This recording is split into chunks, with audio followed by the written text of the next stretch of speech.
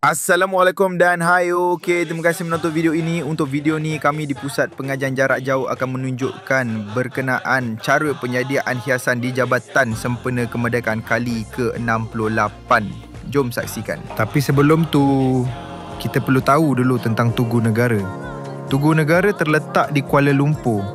Dibina untuk menghormati wira-wira negara dan siap dibina pada tahun 1966 setinggi 15 meter. Tugu Negara ni dah jadi satu pencetus idea untuk kami membuat satu replika di jabatan sempena kita menyambut merdeka tahun 2025.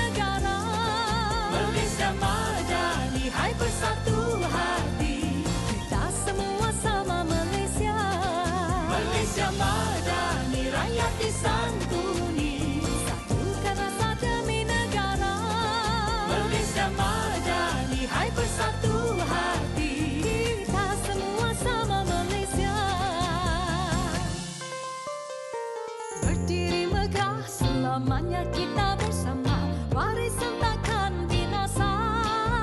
Setia gagah bersama kita merdeka, kita semua anak Malaysia. Okay, inilah dia hasil replika Tugu Negara yang kami buat. Tugu Negara ni telah diletakkan di lobi utama Pusat Pengajian sesuai dengan tema Semarakkan Semangat di Tempat Kerja Kita. Kami juga telah menambah elemen bunga raya di sebelah tugu bagi melambangkan identiti Malaysia. Berdiri megah, selamanya kita bersama, warisan takkan binasa. Setia gagah bersama kita merdeka, kita semua anak Malaysia. Kami mengucapkan Selamat Hari Kemerdekaan. Melayu, Cina, India, tumpahkan kadasan kita sejiwa. Malaysia Madani. Baik, untuk penyediaan hiasan Tugu Negara ni, kami telah menggunakan bahan-bahan terpakai. Antaranya botol plastik, kertas, kotak dan kayu terpakai. Kita semua sama Malaysia.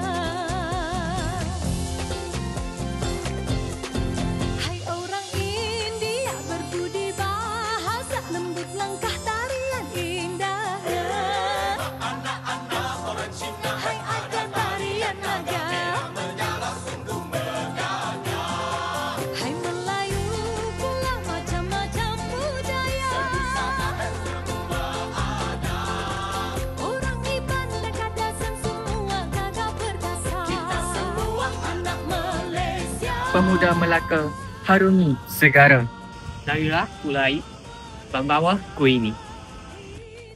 Malaysia merdeka, rakyat sejahtera. Harap dicapai Bahtera Madani.